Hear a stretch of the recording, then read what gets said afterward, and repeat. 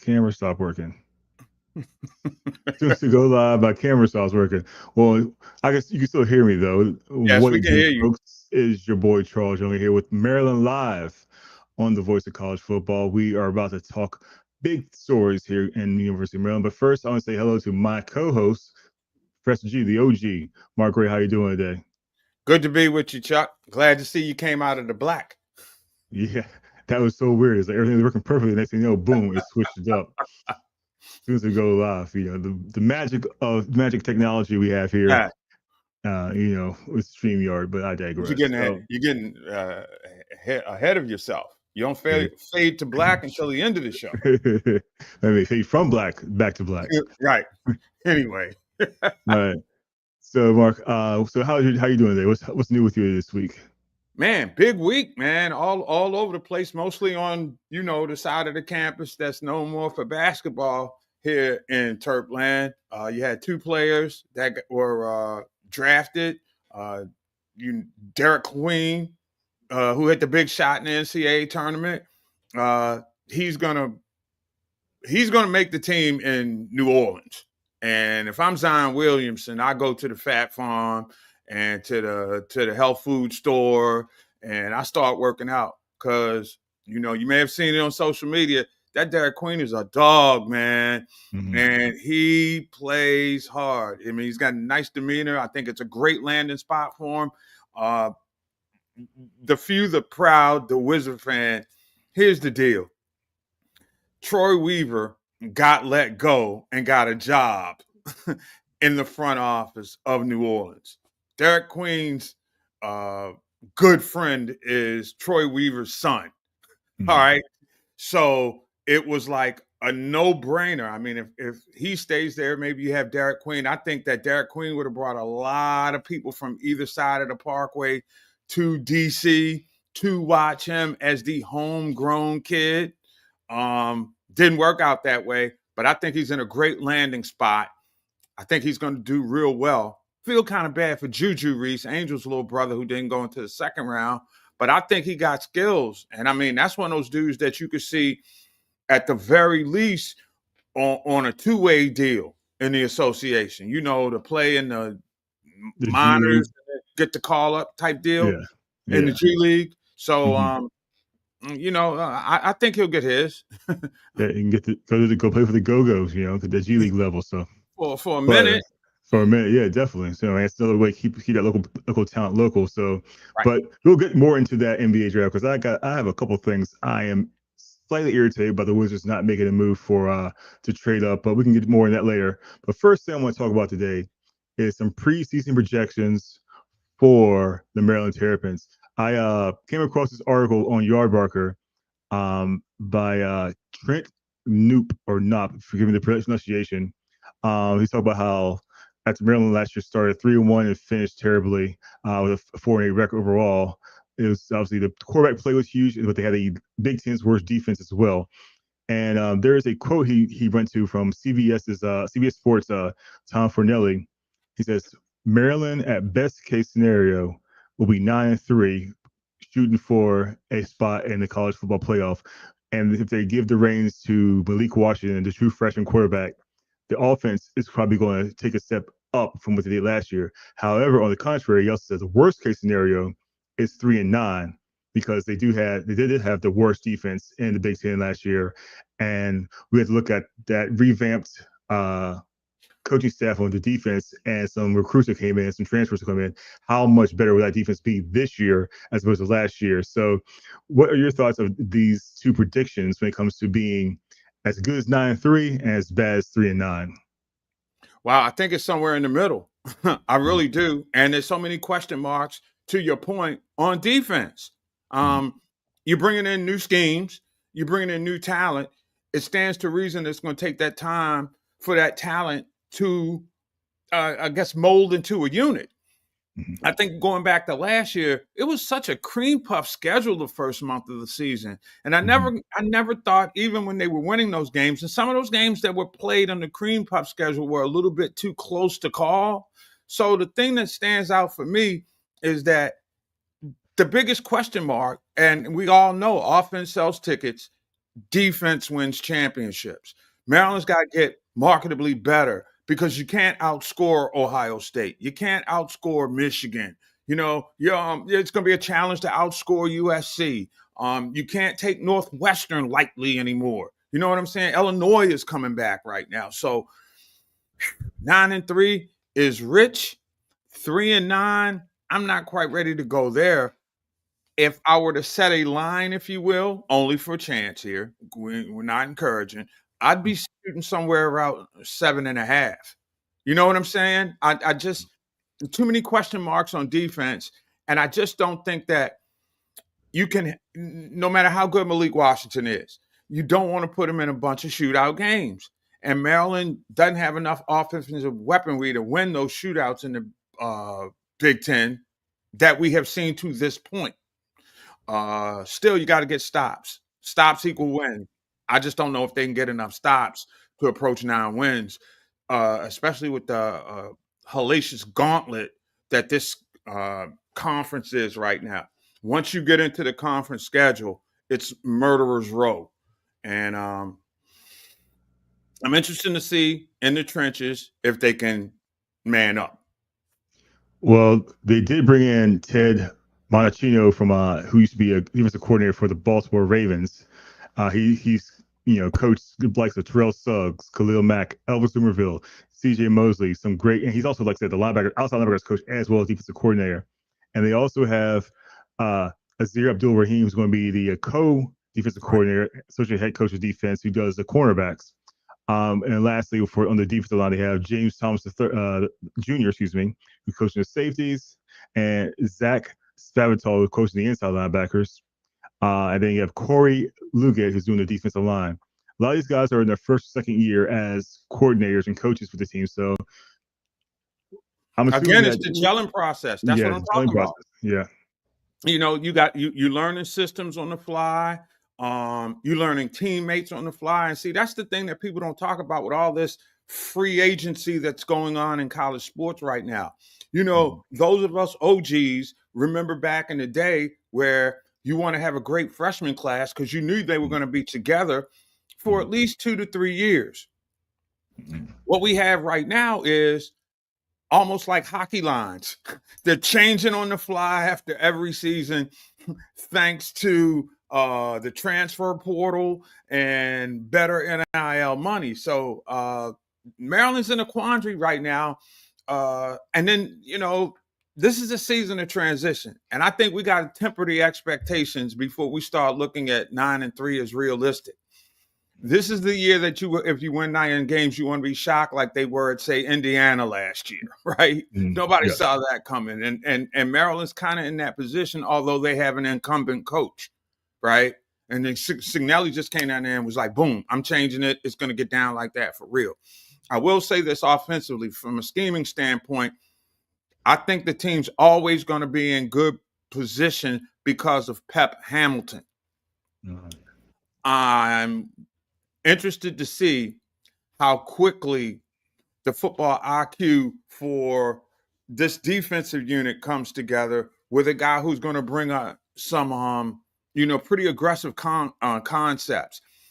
But what I also think is that when you have a defensive coordinator who's used to having those players that you talked about, Elvis Dumerville, C.J. Mosley, guys like that, you can do certain schemes.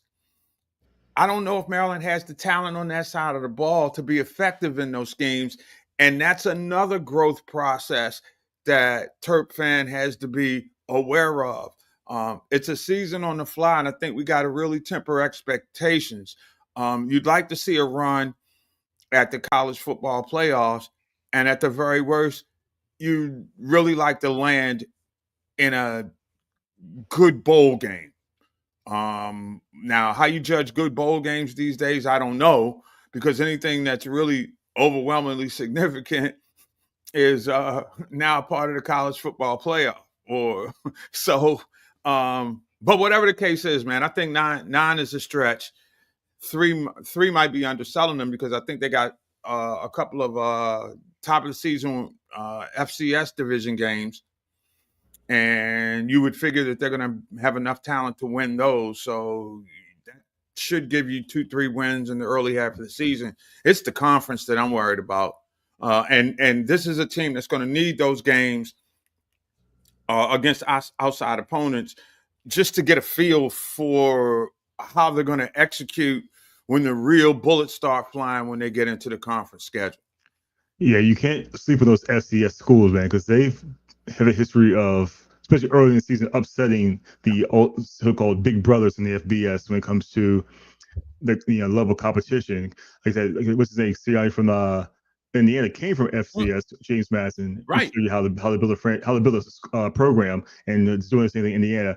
But like I said, FAU, Northern Illinois, and Towson. They're the first 3 games of the season. That should be 3-0 to start the season. Well, let's Should pump be. the brakes Should on be. that Florida Atlantic thing. Yeah. They're Florida always. is. Yeah. I'd never say that they're maybe even in the category of Central Florida if you really want to UCF. Yes. Their layers to Florida football is the U, Mm. Florida State. I don't know about Florida State anymore. Florida State Well, has yeah, a they've couple fallen off times in from the fin. Tallahassee. Yeah. They still got FAMU though, but that's a Yeah. topic for another show. But there are layers to that in Florida. FAU is one of those teams that has always been a place where if it didn't work out at one of the big 3 schools, that talent seems to all end up there. Mm-hmm. One thing, they may not be the biggest team, but they're going to be fast. Mm-hmm. It'll be interesting to see in that matchup. And I flagged that game, Chuck. When I saw it on the schedule, I was like, this is going to be an eyebrow raiser. I think this is somewhat of a trap game if they're not careful. And again, a lot of players come in, come out, but you do know they're going to be fast. They're going to play pretty physical. And I'm just wondering about the depth. It's an early in the season type game. They play practice and heat, so that's not going to be a problem for them. That's a scary matchup if you're a Terp fan, because I would expect Florida Atlantic to be sneaky good, and if Maryland slips up, boy, that would be a gut punch in September. Yeah, you're right, because you never know with those. There's no Sean Merriman or E.T. Henderson walking through that door in College Park right now. So you're going to have to find these guys. No Vernon Davis out there. No Vernon Davis in office too, but you got these guys. These guys need to step up on defense. There are some guys who, like I said, who have, I would say, the pedigree being 3, 4, 5-star recruits who coming in, but like I said, you got to get out the gate quickly and smart with those first 3 wins against like I said, FAU, Towson, and Northern Illinois. But Northern Illinois is not anything to sleep with either. They're a team that's always making runs deep into the FCS tournament. I mean, so that's not a gimme. But again, Maryland should win that game. I mean, and see, that's the point I think that we can firmly start evaluating is knowing if you truly belong in the conference on football side. Basketball, we've seen it already. We know that on both sides. Women close to dominating. Men are certainly a contender every year right now. But in football, I mean, you gotta find a benchmark to define where you are in this league. And I don't know if they've done that yet. And this is critical to the overall strength of the program, Chuck. If you got a dominating football program, it's as great a brand for you as any academic, curriculum or building that you bring to campus. And there's a lot of credibility that's on the line for the program this year, especially. And there's so many interesting dynamics going into the season because you have a new athletic director, you have a new head football coach. There's been an infusion of new, like, adrenaline into the program. There's excitement now. How do you capitalize on it? Because I think that then opens your door and make you a destination place as opposed to a pit stop if you're a recruit.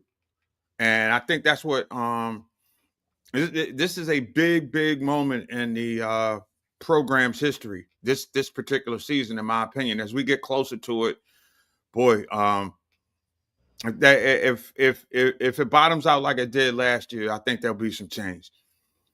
Speaking of competing on big boy football, I gotta play a little clip here for the website here, and we'll be right back to tell you about how Maryland is now on the level of big time scandals. You can make a difference here at the Voice of College Football. Use the Amazon link. Financially contribute to the Voice of College Football without spending a penny. Same shopping experience. It's easy. Go to any video on any channel. Go to the description section and grab the link right next to the capital letters that say Amazon. Use that link, and Amazon will instantaneously convert to your account, settings, history, everything intact, just like whatever link you use right now. No difference. Pay no attention to the product that you see right there. Just go search what you want. Don't forget the Amazon link. Thank you for your support. Sincerely, the Voice of College Football. And that is our illustrious chief COO Mark Rogers giving a little the other Mark. The other Mark, yeah, exactly. We're giving a plug to our Amazon link. So please go to that, use the Amazon link, support Voice of College Football out there. Now, moving on to like I said, a little scandal going on with the Maryland Terrapins football team and tampering.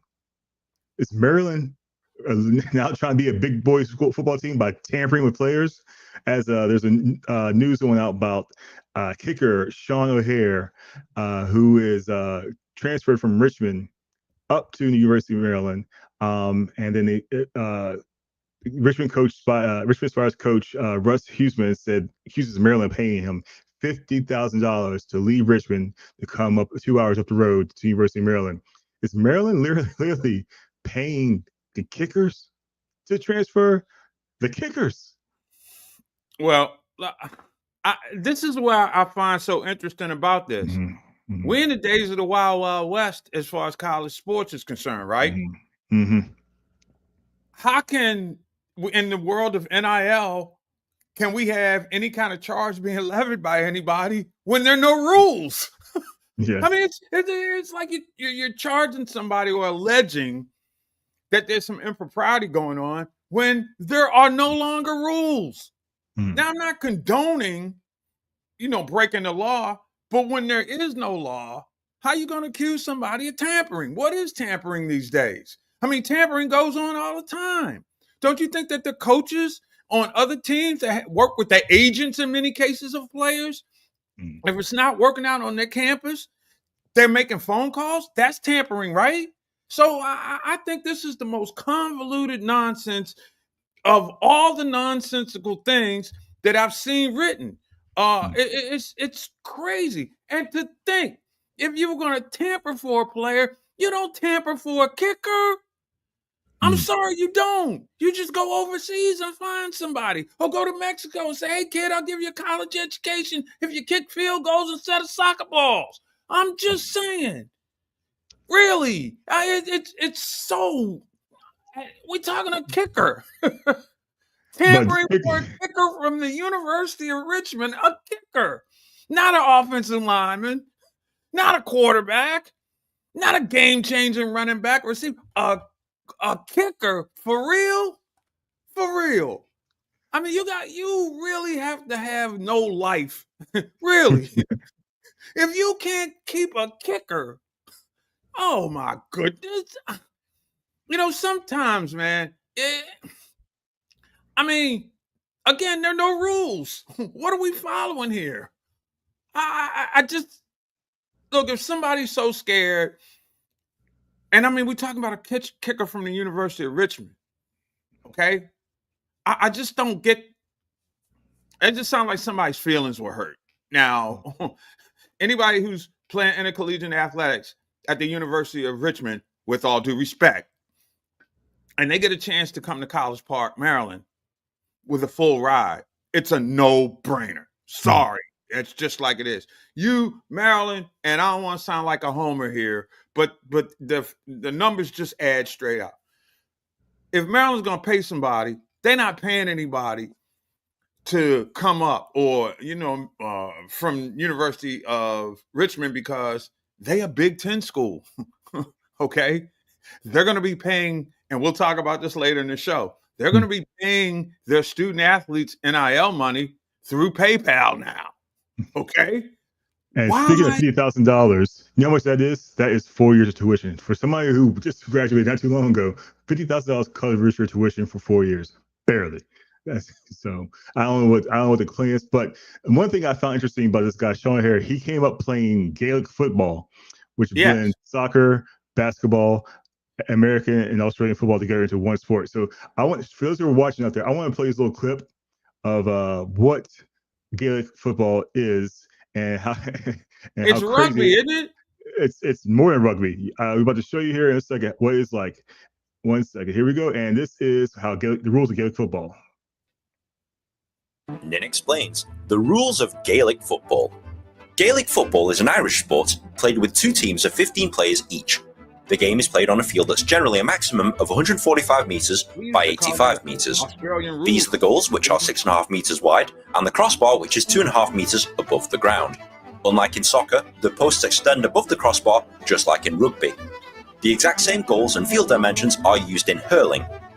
The object of the game is for your team to score more overall points than the opposing team.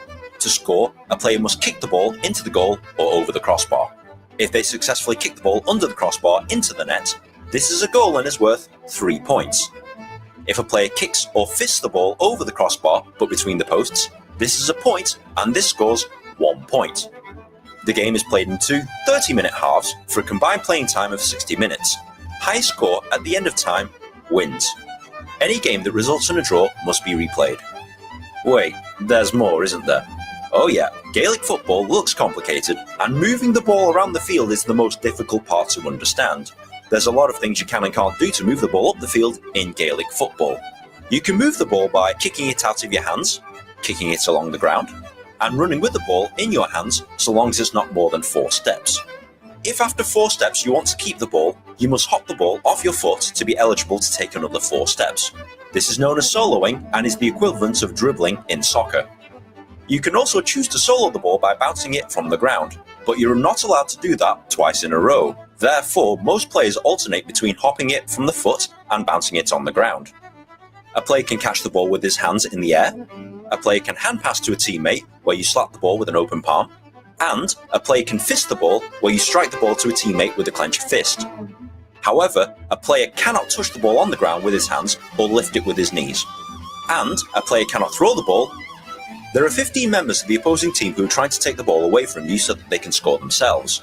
They are allowed to make shoulder-to-shoulder contact so long as the opponent has possession of the ball. Or if no one has the ball, be shoulder-to-shoulder to the opponent nearest the ball.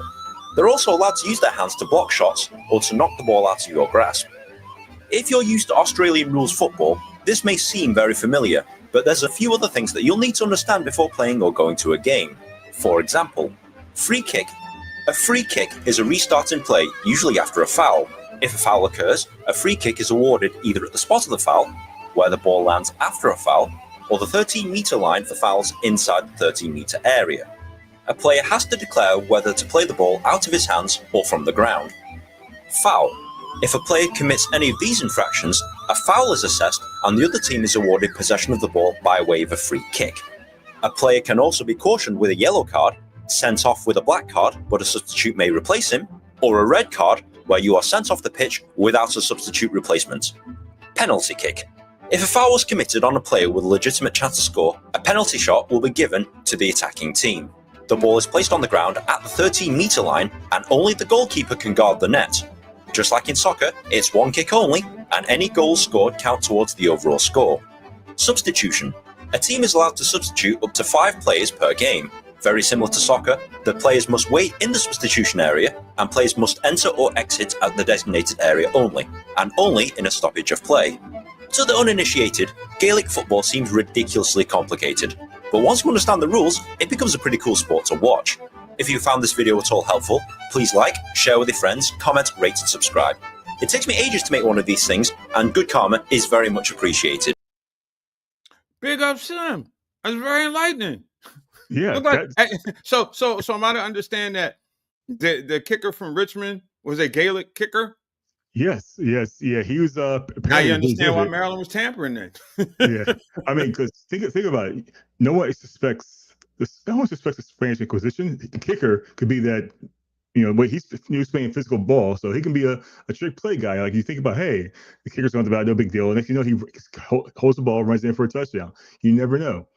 Walking 2-point conversion, huh? Yeah, exactly. So Set the Gaelic kicker up and give him run a sweep. yeah, I watched that video earlier. I was like, wow, first of all, it seemed complicated as hell, but it actually kind of fun to watch. I kind of like start catching It some is of those fun to games. watch.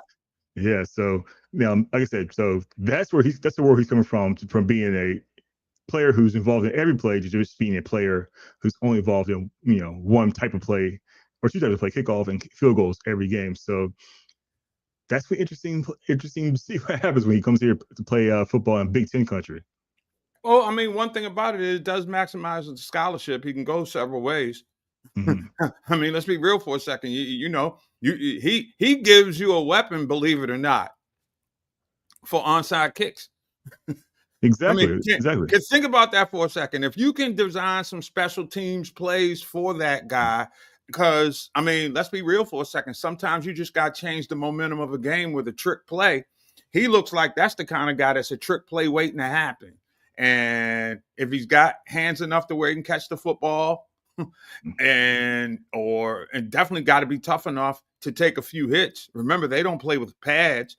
Mm-hmm. So I guess I can understand why Maryland might see some value in an athlete like this young man and want to go to whatever extremes you got to do to get him. And there are a few guys who made the transition from Gaelic football to American football.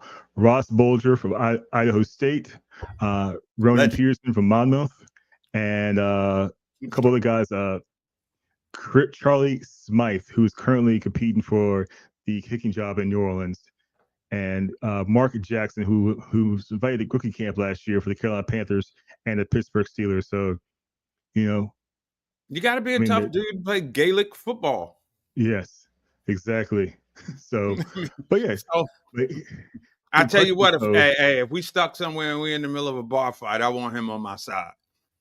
Yeah, the question is, he's never been in position to have to make a game-winning kick. So, if Maryland isn't close to any of these games, it comes down to kicker. Will he be able to have the mental fortitude, the testicular fortitude to be able to make those field goals in crunch time? Dude, he takes hits with no pads on. Okay. I guess, yeah.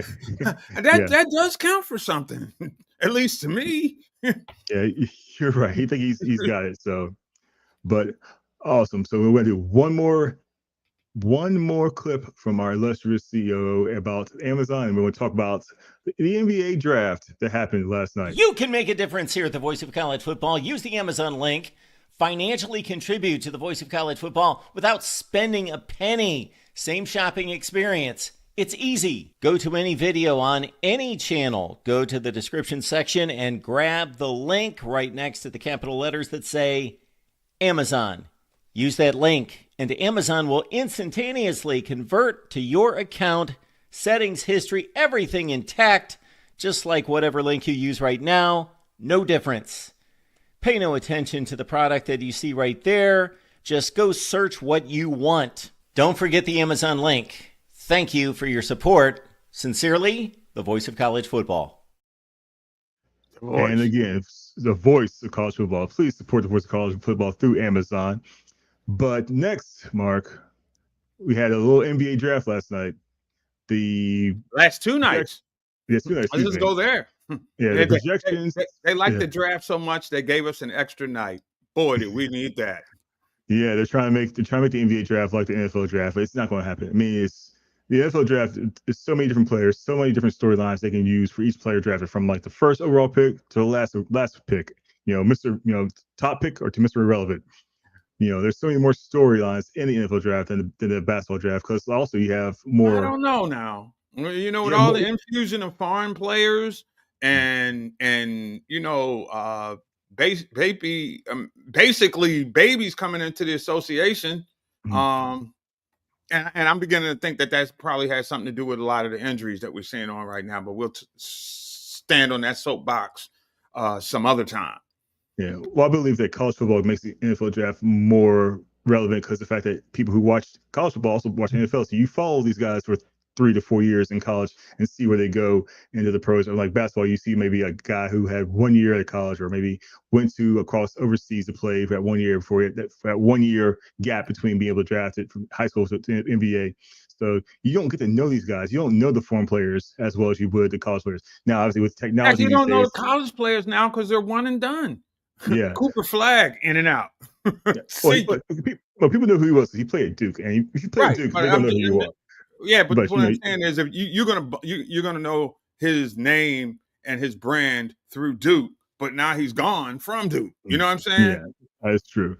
But I want to say that I'm happy with the Wizards' first pick and drafting Trey Johnson, a two-guard shooting guard out of Texas, who, you know, a lot of grades, they gave him an A grade as a draft pick. But my question is, why didn't the Wizards make a move for Derik Queen? I mean, he was sitting right there, available. The Wizards had, according to my research here, they have a second round pick in 2029. They between 2025 and 2030, Wizards have a projected potential 9 first round picks. They could ticket package any of those up to move up to, what was it, 13 to pick Queen. But why didn't they even try to? Because they were too busy involved with moving Ace Bailey to Utah. And I think that there was some functional mismanagement in that. You know what I'm saying? Because the story that I get is that Washington was a destination spot for Bailey and his team. For whatever reason, and remember, you did have a second team all rookie and Bub Carrington this year, who's pretty nice. But you did. I don't know, man, because they need a creative playmaker on the baseline. And spots 3 and 4 in the association can not only score the basketball these days, they also initiate offense, right? So Derik Queen is that guy. I mean, let's be real for a second. I mean, there are people who have said that he has point guard skills for a man of his size. And I don't know what they were thinking. I don't know how you let him get away. I don't know how you don't roll out the red carpet so you can have DC and Baltimore markets buying your tickets because this is a basketball hotbed. To me, he would have been the impact player that they needed. I do have questions about their player development. I'm not quite sure if that organization gets the most out of any of its players before they leave. But that was just such the no-brainer, and for it not to come to pass, I'm amazed. I think I'll just say this, and I do believe that Derik Queen is going to be in New Orleans longer than Zion Williamson. I'm doubling down. Okay. The guy just doesn't have a commitment to his body. And he's getting to the point where it's going to start breaking down almost in ways like we see with Anthony Davis. You know, so I think Derik Queen is in a great spot. It's a town. They will love him. They'll love the fact that he came from the University of Maryland, which gave them Angel Reese. I mean, there are layers to how they treat you down there with such reverence if you win. And they cry about you when you're not successful, but they love you unconditional in New Orleans. This was a masterful move by New Orleans and former Wizards executive Troy Weaver. And, you know, proud of PGCC also, Chuck. Don't get it twisted. Sir. All right. And so when you just look at it, man, it was a brilliant piece of draft maneuvering by New Orleans.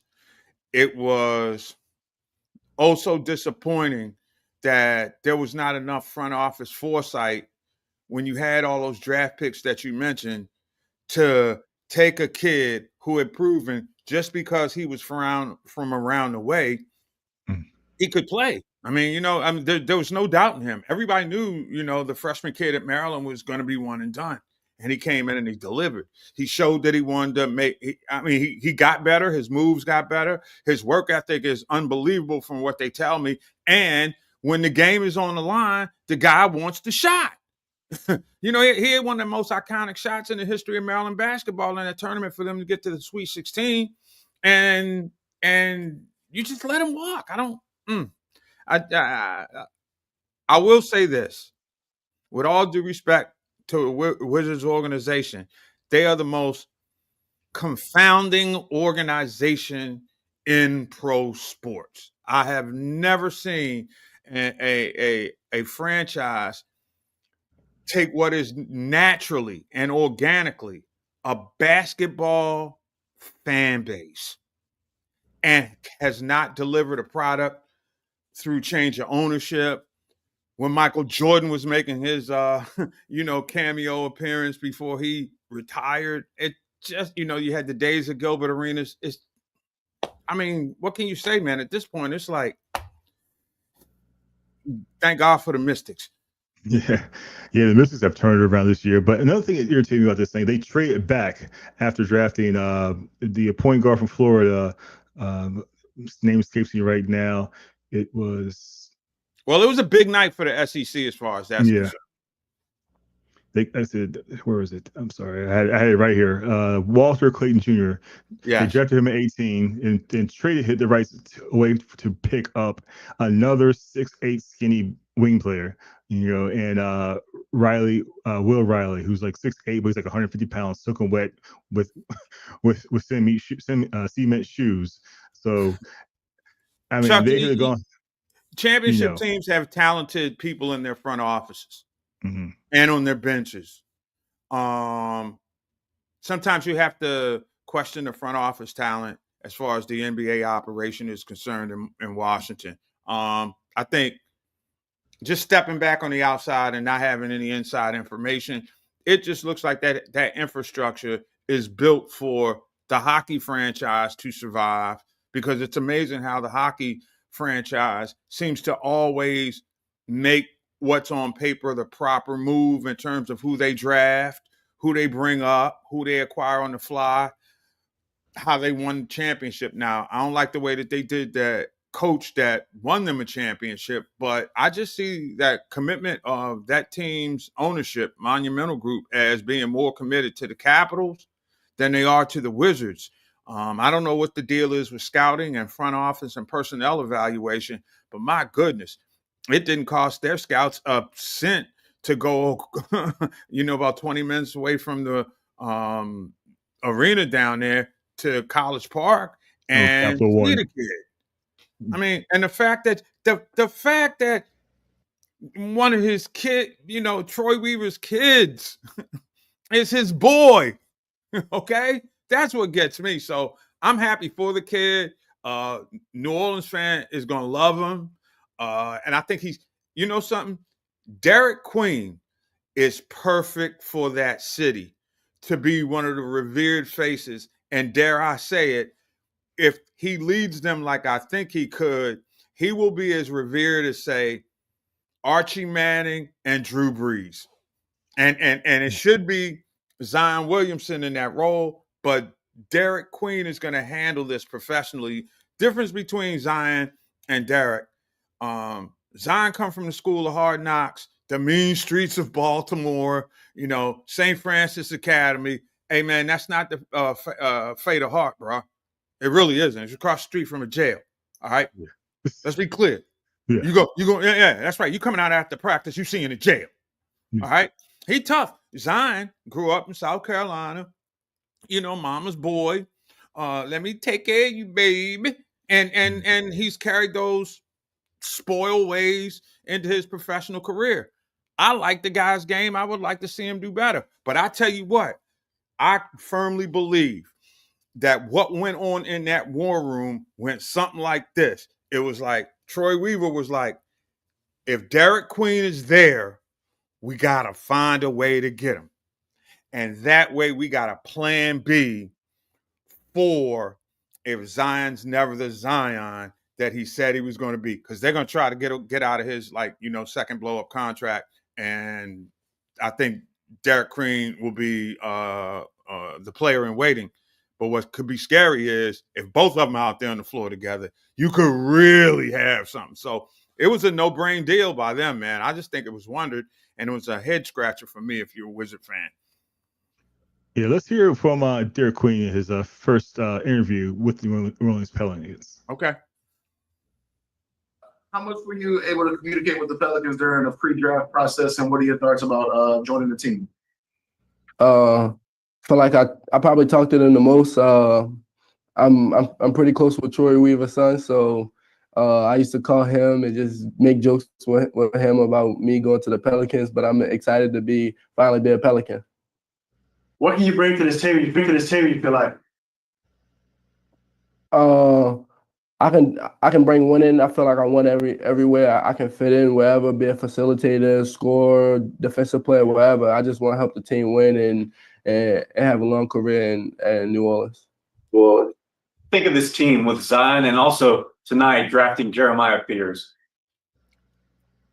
Can you say that one more time? Yeah, Derik, what do you think of this team's roster, including Zion? And then also, what do you think of the Pelicans selecting Jeremiah Peters? I feel like Joe Dumas and Troy Weaver do a great job of. They pretty good at their job. Joe Dumas was at the Pistons, built the Pistons, and then Troy Weaver also at the Pistons and went to the Wizards. So I feel like they did a good job with this draft class and trying to get the Pelicans back to the playoffs. What does it mean to you, the fact that they traded up, a nice asset, 10 picks to get you? What does that mean? It means a lot to show like how much they wanted me, how much they believe in me, and I'm just ready to show them like they got their money's worth, and I'm just ready to put on for the Pelicans. Derik, did you have a favorite player growing up, or just skills are similar to? My favorite player was always LeBron, but I don't play like him. I always kept a ball with me and just developed. It don't matter dribbling in the street, form shooting, whatever. I always worked on my game. And Derik, what's the best moment for you? Getting your name called tonight, or hitting that game-winning shot against Colorado State? I said this earlier, probably get my name called, because I'm probably gonna hit another game winner, but I'm never gonna get my name called again. So you've been able to get to know Jeremiah over the past couple months? So me and him been talking briefly. Like every time we see each other, we chop it up. On social media, we chop it up. Like every time we see each other, we always talk, always love. And then I feel like we definitely gonna go through a lot with rookie duties and trying to figure out New Orleans. And just what do you think about playing next to Zion, huh? Great player, really great player, and hopefully I can learn a lot from him. He teach me the game and stuff, but I'm super excited to get ready to work. Let's just hope he's not on the Zion Williams diet. That could be a career killer. Yeah.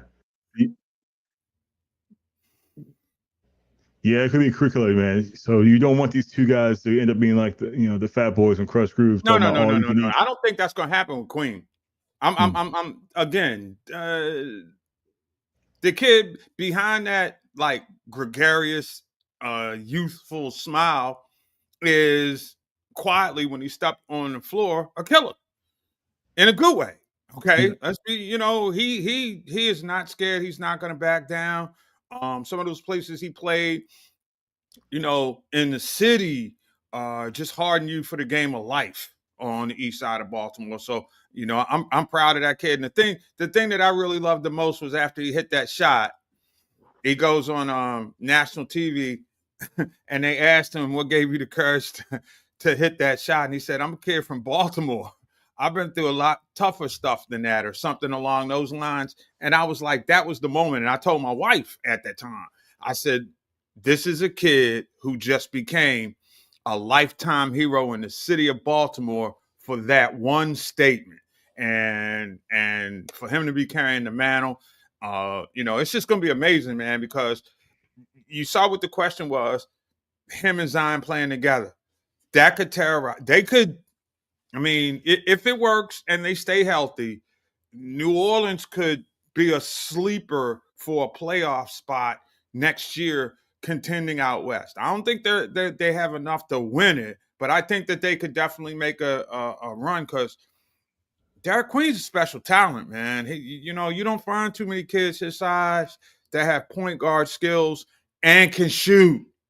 That's it. That's a crazy thing. I mean, if he becomes the defensive terror that if he gets as good on defense as say a Draymond Green, I mean, you're talking about a multiple-time All-Star, Hall of Fame caliber potential, if you ask me.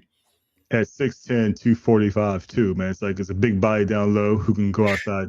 Unlike what the Wizards drafted at 6'8", 145 pounds. I'll get off the guy's weight. He can still bulk up. I can't keep talking about that guy's kid's weight, but we're not going.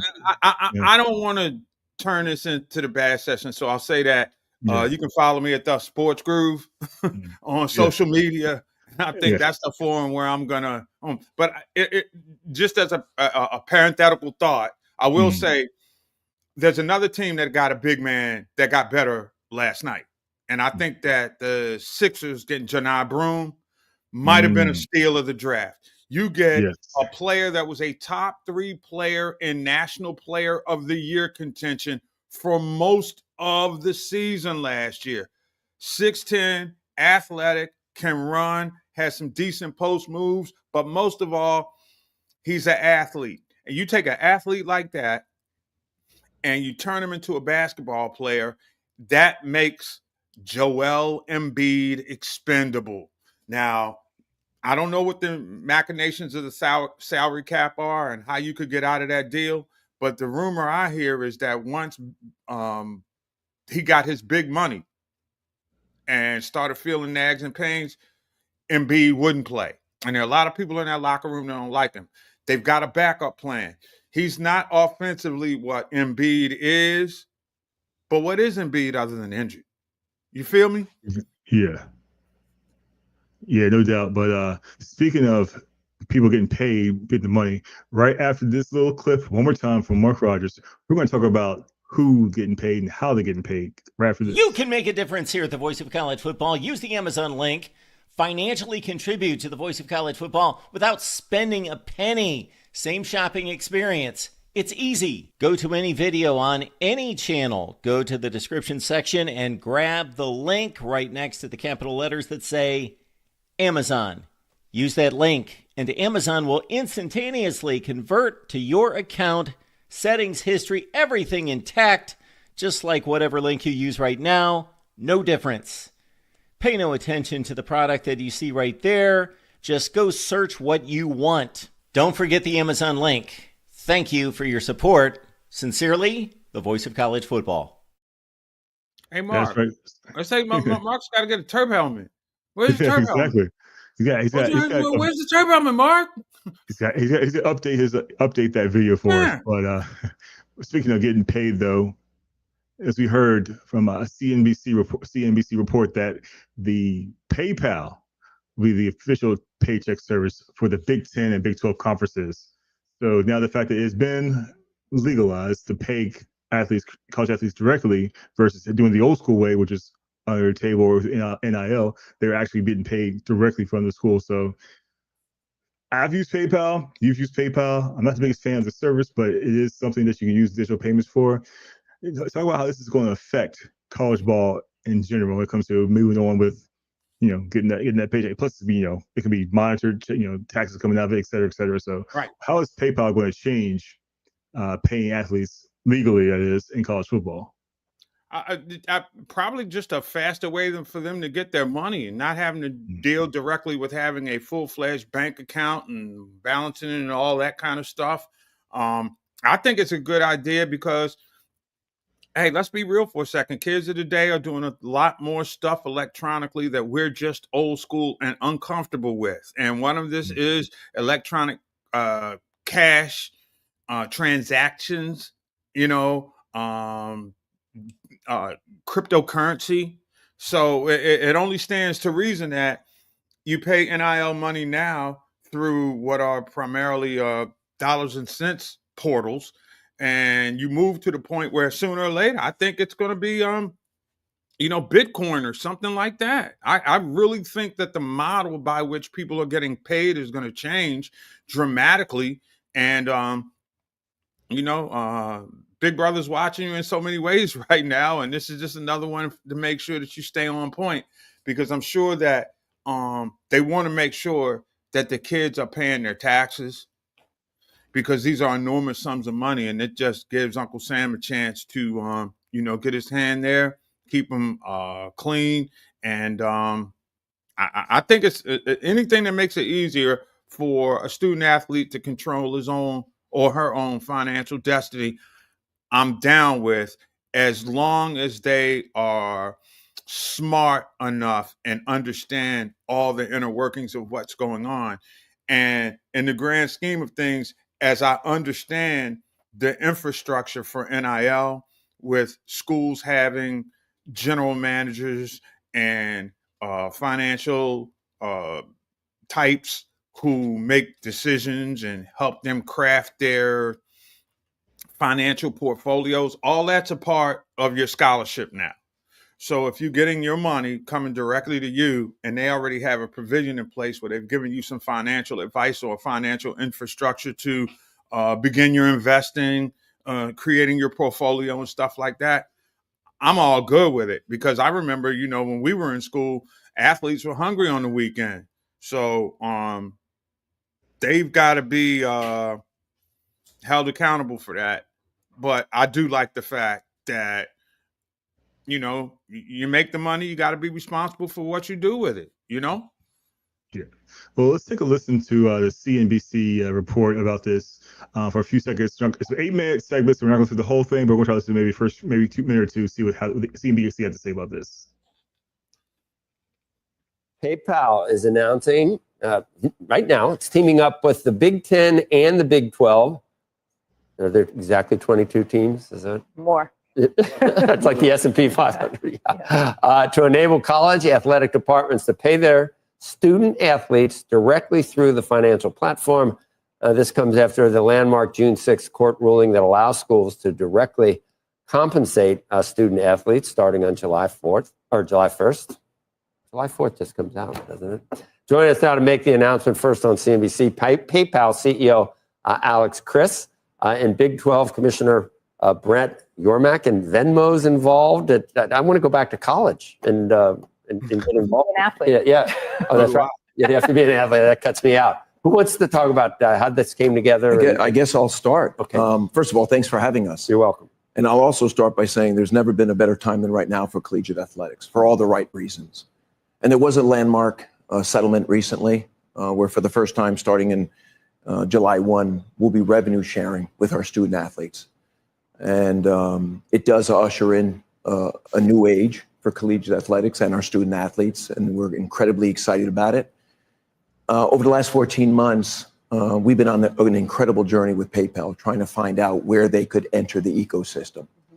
And with RevShare and how ubiquitous PayPal and Venmo are on campuses and in collegiate athletics lives of our student athletes, it made incredible sense to have them partner with us as we pay our student athletes. When you think about PayPal and Venmo, the first and second most popular mobile payment apps in the US. There's 400 million customers globally when you think of consumers and merchants. So it just made so much sense given how they already infuse campus life. I was given a number the other day. There's 19.8 million student athletes across the country, and almost half currently use Venmo. And we needed a platform and a partner that was safe and reliable. And we found it with PayPal and Venmo. And Alex, I want to thank you and your entire team for all your hard work and for being on this journey with us. And it's a great day today for the Big 12, our student athletes, our campuses, the families of our student athletes. So thank you so much. Well, I appreciate it. And again, tremendous partnership. And as you said, this is now an opportunity to distribute funds to students, but that's not something that schools know how to do, but it's something that PayPal does every day. And so our ability to distribute funds, our ability to now give students in the wallet that they use every day, right? Again, over half of college students are already using Venmo. I didn't think about it though. Probably would have been an administrative nightmare for each of these schools to figure out how to pay these students. This is what we do. And so our ability to move money, distribute these funds, not only the rev share, but then ultimately NIL deals as well. And then, this money is going into wallets that college students use every day. It's what their parents are putting money in for. It's what they're splitting the pizza at lunch with their teammates for. And they'll soon be able to make payments on their tuition as well. How does this work? Do you pay them to do these services, or is this like a branding opportunity for you to be able to say that you're doing this? It's a fully integrated partnership that benefits obviously the brand of PayPal and Venmo, but also the conferences. They're not a vendor, they're a true partner, and they will be in the ecosystem. And today, obviously, we're announcing, conference participation.